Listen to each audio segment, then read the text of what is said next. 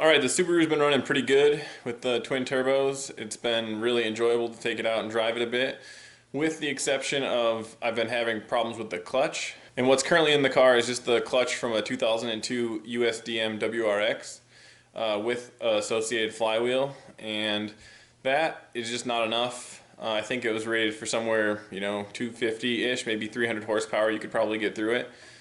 In my configuration, I'm making a lot more power and torque than ever came with the WRX, and those components were ever intended to withstand. So the clutch slips really bad, and it started not so bad. It got progressively worse. So like at first, I felt it like a high RPM third gear when I was making maybe like 8 or 9 pounds of boost, and there was just lots of torque right there.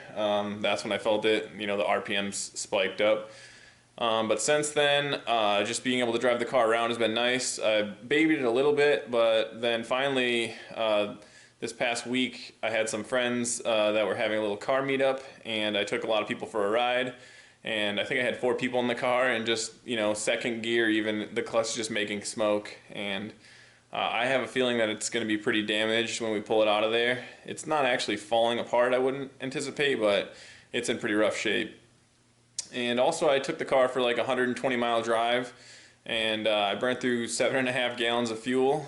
So I did the math, and that's like 16 miles to the gallon. So I wasn't really making any boost on that trip, so really the turbos are just like a restriction. And so one of the things that attributes to that is my final drive ratio is 4.44 in the car currently with the 2006 Forester XT transmission. And that's the shortest ratio that Subaru ever released in the 5-speed, in the US at least. And so with that small ratio, you get really bad economy. Also, first gear is basically useless. You can start in it, but if you're doing more than 10 miles an hour, you're revving like over 4,000 RPM. I don't actually think it's possible to make boost in first gear because you just can't get any load on the car unless maybe you're on a hill, like a really steep hill start. So second gear is pretty fun in the car. It's not very long. None of the gears are really that long, it doesn't seem like. And around 70 miles an hour, I'm doing 3,200 RPM. And maybe that's okay for the Forester with the 4-cylinder. In this car, there's not a lot of weight, and I'm not pulling anything, I'm just looking to go fast. It can be pretty fun, like the second to third shift, like when you hit the gas and you're in gear, it just snaps you back, which is cool. But I'm ready for a change, and I have picked up a new transmission that we're going to install today.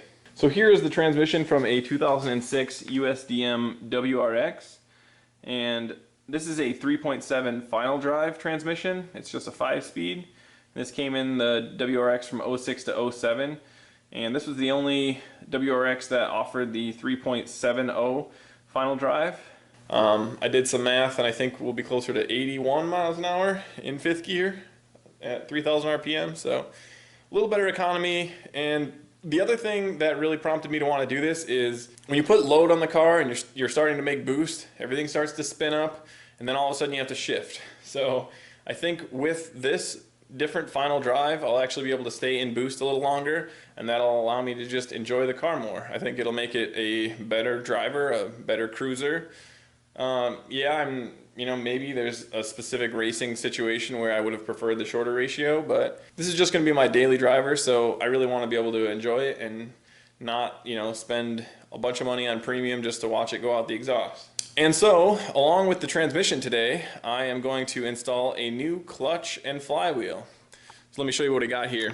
This is the 5-speed clutch from ZF Design.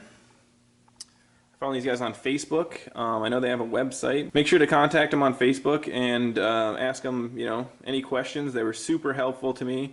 And so you can see this is a 6-puck carbon metallic clutch, and I would normally steer away from a 6-puck clutch for a daily driver, but this one is a carbon metallic, and obviously it's sprung.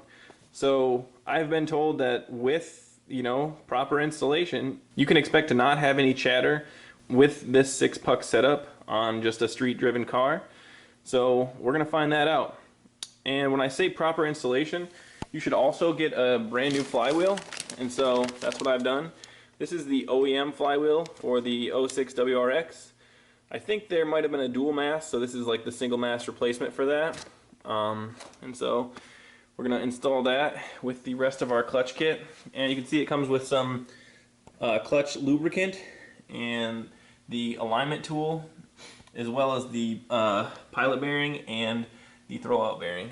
So thanks to the folks at ZF Design for their help in helping me pick out this clutch, and we'll install it. I kind of have a unique case here too, because you know, when you tell somebody you've got a twin turbo H6 Impreza and you explain what parts, what transmissions in it, this sort of thing, it takes an enthusiast person to be able to understand what you're kind of going for, and these guys really came through.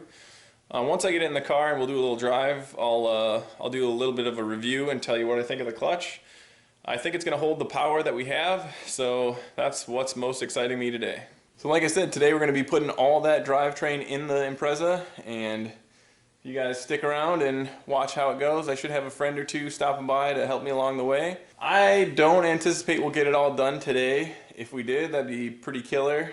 Hopefully here in the near future we'll get this thing back out on the road and tune it in the high load situation where I've not been able to actually get the car to today due to the clutch slipping. This will be a big upgrade. I'm really excited, and let's see how it goes.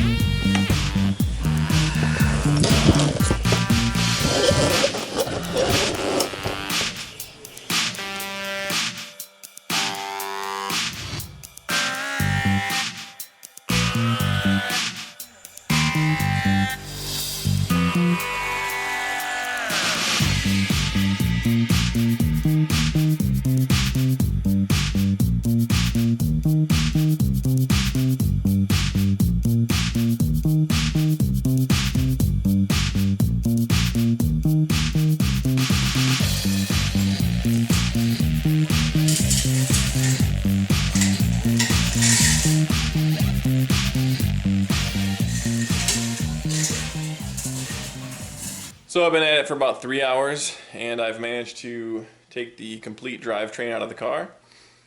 The transmission was a little bit tougher, but I think in this case it made sense to just pull it out the bottom and not pull the engine out, just because all my turbo stuff is finally harmoniously living in its place.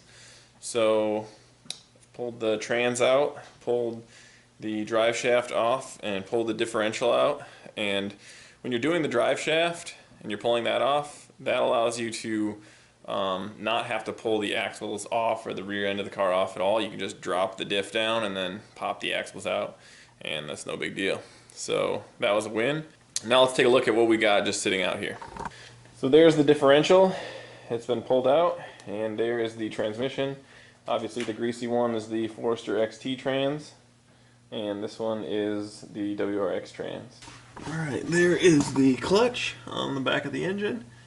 And so now I will be pulling that off and pulling off the flywheel.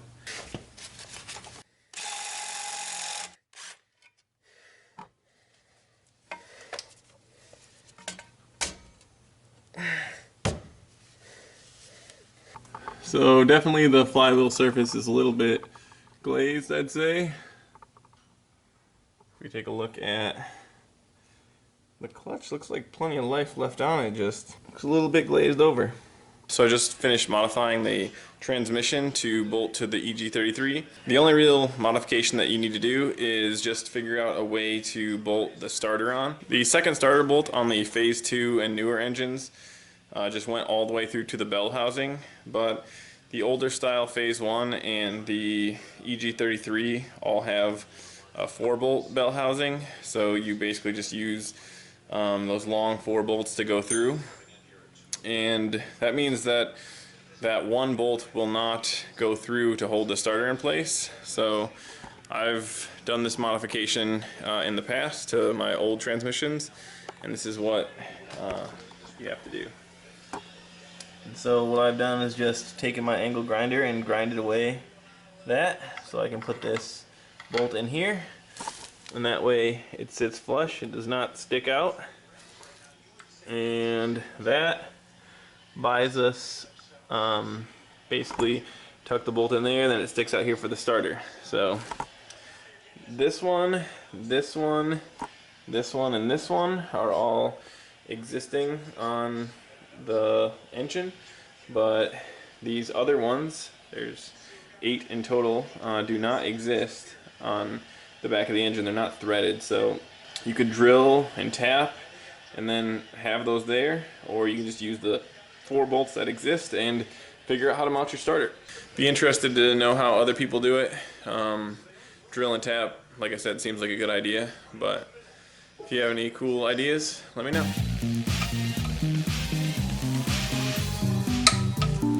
Yeah, okay, I think this is as good as it's gonna get, good as it needs to be. Okay. Clutch is aligned.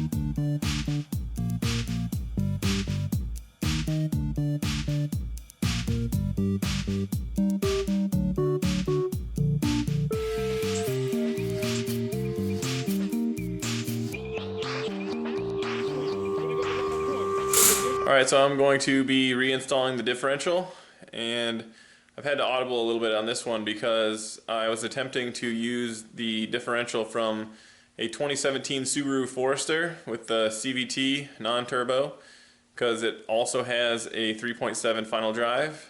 I did find out that the axles on that are only 22 spline on the interior, and they look similar on the exterior, but the interior was different for sure, so won't be using that. But I did get a differential from an actual 2007 WRX right there. So there's the one from the Forester. This one only had 4,000 miles on it, which was a pretty nice score. But I will not be using that. Instead, I've got the slightly more rusty differential from a WRX.